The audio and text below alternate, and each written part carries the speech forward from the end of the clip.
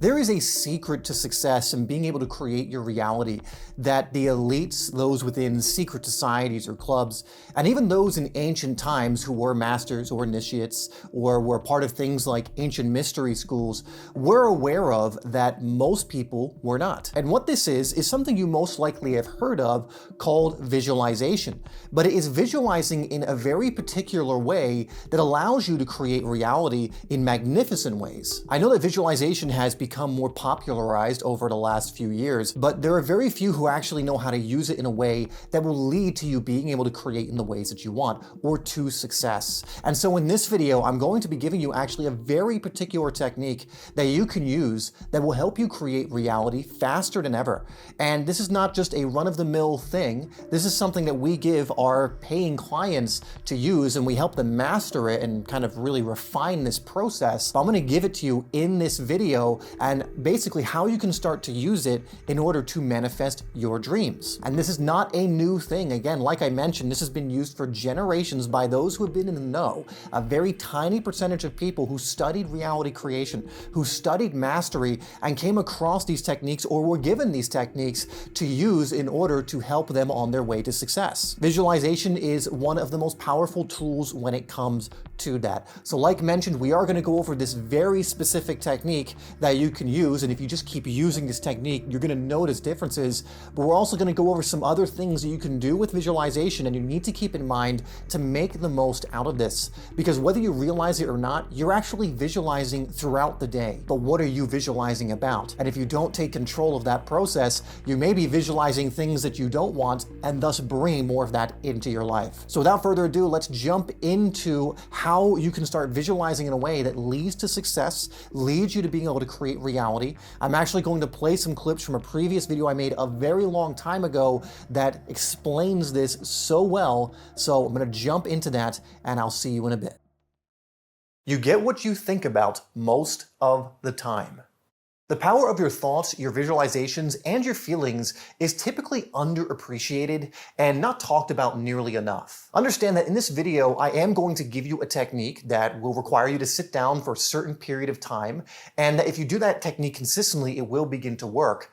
But also, what are you thinking about? What are you visualizing throughout your day? We also need to take care of this aspect as well. So ultimately, the way in which you can start to influence reality through your visualizations that you're doing intentionally is, one, to have a deliberate practice that you're doing. Usually you want to be doing daily, having that time you give to yourself to visualize in the way we're going to give you, but to also be monitoring what you're visualizing throughout the day, because we get what we think about most of the time.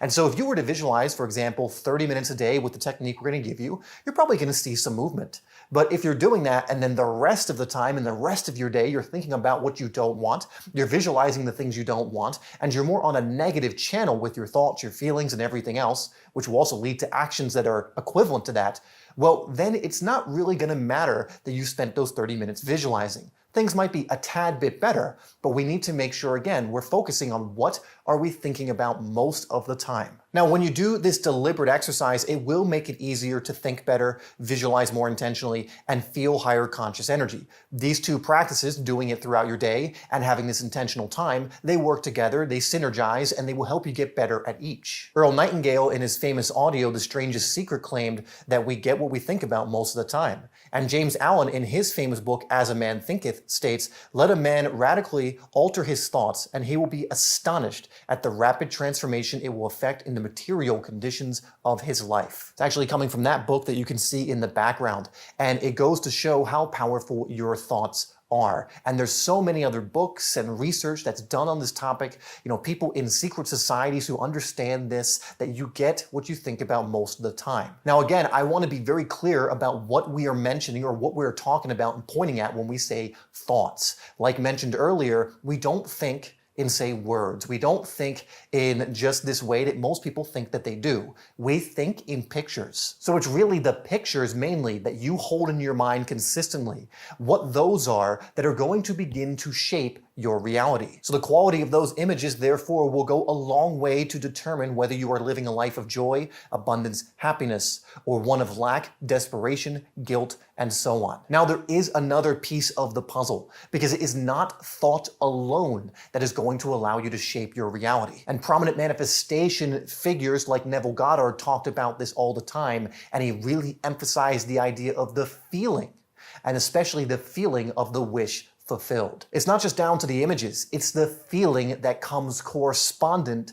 with those images. If you were to visualize, say, about something with almost no feeling, it's going to have almost no effect. There is no charge, there is no magnetism to those thoughts. But when you visualize, when you image, and it has a powerful charge with it, connected to it, those things begin to become magnetized into your life powerfully. Remember that emotion is simply energy in motion. And so when you have the thought and the emotion behind it, you suddenly have energy in motion working in your life. When we go to visualize, we do not only want to activate the mental plane of existence, we also want to activate the spiritual, the more emotional energy in motion plane of existence as well. And with these two working together, with the mind and heart in sync, coordinating together, with there being this synergy between the two and they're cooperating, it allows for what you are visualizing to start materializing in your life just that much more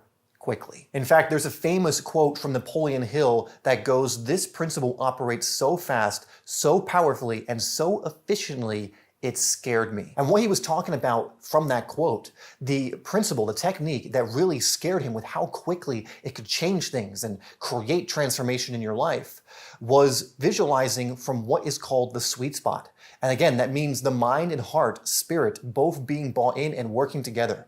And he said, when you got that, it's scary how quickly things begin to change.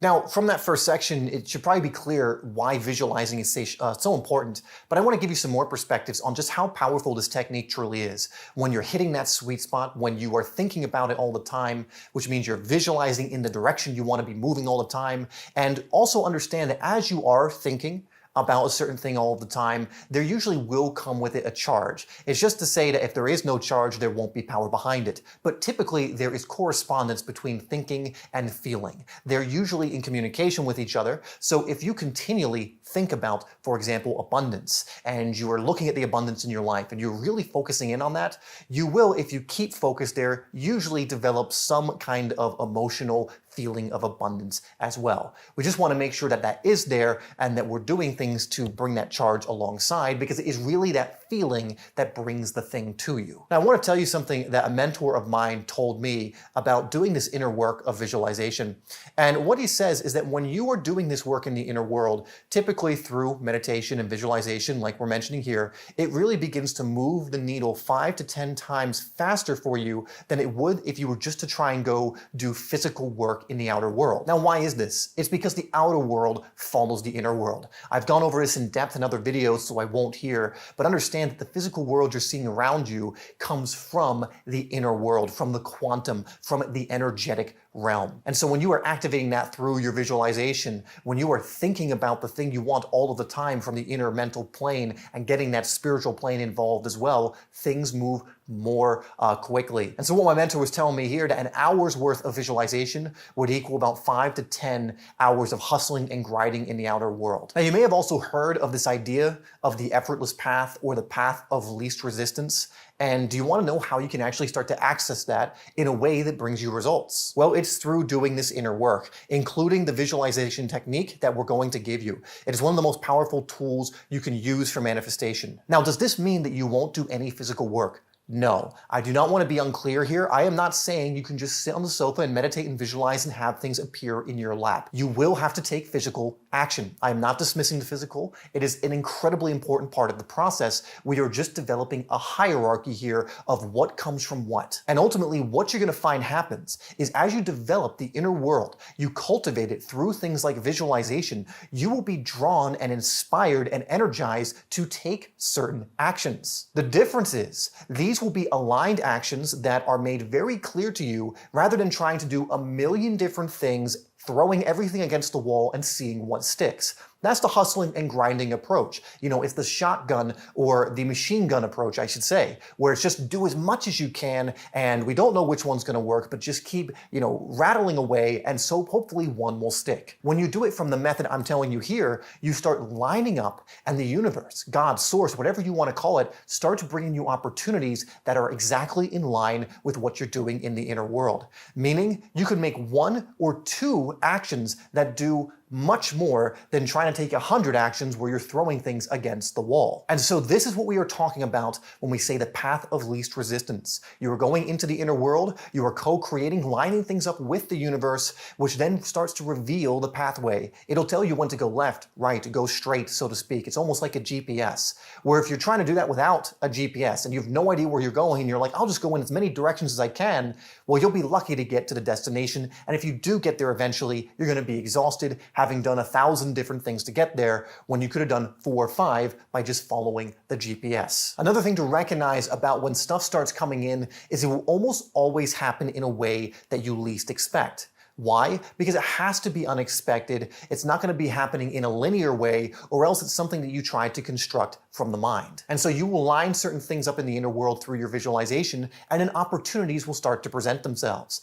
And if you take action on those opportunities, then things will begin to unfold. But you simply go as far as you can see now, and then more things will be revealed once you get to that place. If you try and plan beyond what you can see now and what you're being led to, you're going to get in your own way. Again, try and use the machine gun approach, and it's going to create a lot of resistance rather than less resistance. So just remember that the inner work will always move things quicker than doing random outer work, hustling, grinding, or being busy. Again, just to reiterate, that does not mean you won't take any action. You are also a physical being, and there will be action to take. But now you will be taking much more aligned and intentional action if you follow what we're going over here. Now, to quote Napoleon Hill once again, if you are one of those who believe that hard work and honesty alone will bring riches, perish the thought. It is not true. Riches, when they come in huge quantities, are never the result of hard work. Riches come, if they come at all, in response to definite demands based upon the application of definite principles and not by chance or luck. These definite demands come through your thoughts,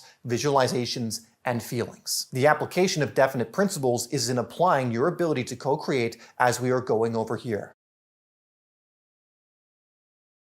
All right, so I think that's enough of a setup here. Let's jump into the technique and some ways you can even supercharge this technique to bring things in faster. So the technique I'm going to be giving you today, again, that we give our clients in our 6-month reality creation coaching program is incredibly powerful, incredibly simple, but insanely powerful if you stick with it and keep going over it. Again, it's something that throughout the whole program, we help people get better and better at, make sure they stick with and adjust here and there so that they're getting the best possible results, along with everything else they're doing in there. But I just want to say that to reiterate that this is an insanely powerful technique. Now, this is simply what's called a passive and active meditation. I'll explain, or visualization, you can call it either actually, and I'll explain what that means, how to do it, so that you can literally leave this video and do the meditation or visualization right away. So the first thing with this technique you do is what's called a passive meditation. Now, when people think about meditation, this is typically what they think about. A passive meditation, for example, might be you're focusing on a mantra or you're focusing in on your breath. You're essentially connecting to the moment. You're becoming the observer. You're not trying to go off and deliberately create or visualize or anything like that. You're trying to root yourself in the moment, allow things to be taken, allow things to come and go, and just be in the moment now. Now, with what you're going to do, as far as the technique we're going to give here, you can choose a passive form of meditation that you enjoy. If you've never done a passive meditation, there's a ton you can look up. You can, for example, focus on your breath, a mantra, whatever else it is. The point here is we are going to get yourself calm, lower your brainwave state, which is another subject altogether, but ultimately calm your body, calm your nervous system, and what we're going to be doing is opening the doorway to the inner world and walking through in this part of the process. Now, an active meditation or visualization is much more involved, as you could probably guess. This is when we are going to start intentionally visualizing. This is when we are going to be tuning in to the images and the feeling of the wish fulfilled. Now, what you're going to do is think of a scene that you want to have play out in your life in the future. Now, again, we want one that elicits strong emotions, which is the feeling you will assume while going through this process. Now, here's a really important part of this process, and so many people like to fight me on this, or others who give them this technique, especially at first, because they don't want to do this. But ultimately, if you stick with what works, it will work. And so with this scene, whatever it is, you need to make it about 10 to 20 seconds long and try not to go any longer than that. Now, the reason for this is because it will help us to stay focused and to really crystallize this scene so that it becomes more and more clear. Now, if you try and do the technique and try and do a 10-minute whole movie or whatever, you're not focusing your energy enough. You're going on way too many different tangents, and it's like trying to water some seeds in the garden with only enough water for one seed. So let's say you have 10 seeds that you're trying to grow in your life, and you only have enough energy or water to nourish one of them. It's like trying to split that one amount of nourishment, that one, enough water for one seed among 10 seeds. What happens is none of them grow. But if you focus like a laser beam on a singular scene for 10 to 20 seconds, it will become more clear, you'll be able to tune into it easier, and things will move faster. Now, a few other things here is when you visualize this scene, you want it in first person, because we want to imagine it like you are really there in this scene, living it out. Get as many of your senses involved and try to really be in that moment, in that scene, as if you were standing in this scene right now as you visualize. I like to say to my clients, one feeling that will help you know if you've really connected and really tuned in powerfully, especially from a first person point of view, is if after the visualization is over, you come back to this reality, you really believe that you weren't here and that you left. You were so immersed in this visualization, in this scene, that you actually forgot that you were sitting on your couch or you were laying on your bed or wherever you're doing it. If you have that kind of feeling, almost like a whoa, oh yeah, that's right, I was just sitting here, you know that you connected powerfully because you really believed you were in that scene. Now, what scene do you choose? Now, this is definitely something that's very important because, again, we want to have that sweet spot. And again, we want this to be something that you want to happen in your life in the future. This needs to be a celebratory scene is a good way to go about it because it elicits emotion. Just to give simple examples, let's say you want a promotion at work. The scene could be you shaking your boss's hand who's congratulating you for a job well done and is giving you the promotion in that moment. That would be an example of a celebratory scene. And so in that scene, you could make sure you have all the details. Maybe you're shaking your boss's hand or giving them a hug or whatever else it is and really feel, their hand on yours. Or in the hug, really feeling them hugging you, really feeling the emotions of what it would be like to have this scene play out. Again, something of that nature, and you can substitute whatever in there that you think is going to work for your scene, but that's just a good example of how you can elicit strong emotion and have something to really focus on. Now, after you complete this scene for 10 to 20 seconds one time through, you want to repeat it as much as you can. Again, we want to crystallize this scene. We want to make it even more vivid. See if you can make it even more clear. Hear more things in the scene. See more things in the scene more clearly. Smell them, taste them, whatever else it is. Get as involved as if you were in that scene right now in this moment. What would you be noticing? What would you be feeling, etc.? Now, don't worry if this is clunky at first. This is a skill and something you may not be amazing at if this is your first go at it. But if you do this frequently, every single day, in this manner, you will notice that this scene becomes clearer. You will notice, for example, this seed that you are continually watering through this scene, through feeling the things, is starting to grow. It's getting easier to connect to. It's getting easier to see. Just like when a seed pops through the surface, you can now see it much more clearly. And now it's getting bigger, and now it's more obvious, and now it's stronger and healthier, and there's more energy behind it. And so as you keep going and you remain consistent, this will get easier and you will connect more powerfully. Now, one thing I want to mention, because we've had this with some of my clients and just other people I've shown this technique to, is I go over why we do the passive meditation first. And the reason we do that, because a lot of people will skip this, they go right into the visualization, but it is crucial you do the passive meditation. And I'm going to give you a recommendation on how long you should do each. So do the passive and then the active and how you should set the timer and how you should go about that and everything. But it is crucial that you do the passive meditation, and here's why. You see, the passive meditation is the preparatory work before you go off and visualize. If you were just to visualize, and you've gone through your day, and maybe you're stressed, and maybe something's bothering you, or whatever else, you're now going to try and visualize from that frequency, that energy, and that level of mind. And so when you go to visualize, you're going to find it harder to connect, especially emotionally. You're going to find it harder to focus in on the images that you want to be focusing in on. Because in a way, you're tuned into a completely different station. Let's say it's the stress station, and you're not on that creative station. You're not in that station that's going to allow you to more crystal clearly see this scene and to connect to it emotionally. And so what the passive meditation does is it calms your nervous system down. It lowers your brainwave states. It gets you prepped to then be being able to intentionally tune into this scene. So an analogy given to me by my mentor that is so brilliant at explaining this is, think of it this way. The passive meditation is, it's like you have a car, right? And the passive meditation is you prepping the car for the journey. So it's filling it up with gas, it's making sure the tires have air in them, it's checking the oil, and making sure the car is good to go so that when you hit the active meditation of actually moving towards your destination, the car doesn't break down. The car actually moves. There's gas in the gas tank. You know, the oil is fine. Nothing, the tires are not going to deflate or slow your journey. And so think of it that way. The passive meditation is you putting fuel in the tank. It is you prepping the vehicle ready for this journey. And then once you've done that, now we can go into the active meditation and actually move forward and closer to bringing these things into our life. Whereas if you don't take that step, it's like you have an old beat up car that's got 2 tires flat, there's almost no gas in the tank, and you try and drive it and you don't get very far, or you might even go in the wrong direction. And so it is crucial to do this passive meditation first, which preps you to have an even more powerful visualization. So here's what I recommend you do with this technique, and it's to do it for 30 minutes daily, with 10 minutes of passive meditation and then 20 minutes of active. Now, you can increase the amount of time you do this, but just something to keep in mind that's crucial is consistency is way more important than intensity at first. Through the consistency of doing this every single day, you will build momentum, which is so crucial when it comes to manifestation. I spoke to a client recently, actually, who's going through a program where we really ironed out the details to make this work for him. And for the last 3 weeks, every single day, he's been doing this meditation, and he's blown away by the results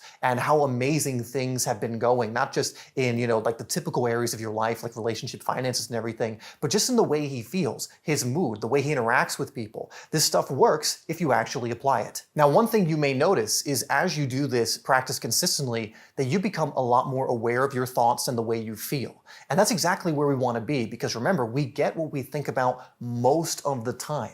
And so it's great doing this practice for 30 minutes, and you can work your way up to an hour. You can do 1 in the morning, 1 at night. That will really supercharge it. So do 30 minutes when you wake up and 30 minutes before you go to bed, or even an hour if you really want things to move quickly. But as you're doing that, you'll also notice that your thoughts are getting more clear. You're giving yourself more space to choose what you want to think about. And my invitation is to absolutely be more conscious throughout the day with what you're thinking about and visualizing. And so another tool that can be really useful to really supercharge this is to do mini ones throughout the day when you feel your energy dropping, or you feel like your thoughts are going in a direction you don't want them to go. And so what you can simply do, for example, let's say you do your morning one, and then 2 or 3 hours later, you're kind of feeling your energy go down, or you're thinking in a way you don't really want to be thinking. You could do a 1-minute passive meditation followed by a 4-minute active meditation. And the thing is, as you keep doing this, you're going to get really good at being able to tune in pretty quickly into your visualization and passive meditation and really tune into that energy and allow it to influence you. And so throughout the day, even if you have to do this 4 or 5 times throughout the day or more, if you use this little kind of boost, this supercharge of this technique, it's going to allow things to move faster, and it's going to prevent you from thinking in a direction you don't want to be thinking, which again, is what you're going to get more of if you keep going in that direction. Think of this technique of doing it throughout the day, of reconnecting to your power source, of getting a top up of energy and continuing to move in the direction you want to go. Let's say you were veering a little off course, and doing this allows you to course correct and get back on track. Now, we can actually go even deeper into this idea of your thoughts and the influence that plays. And so I'd go watch this video next if you want to learn even more about the power of your words and thoughts and the influence they have in your life, and some other things that are going to help you with what you learned today. It's a great follow-up to these videos, and they synergize very well. So if you want to keep the journey going, go check that out.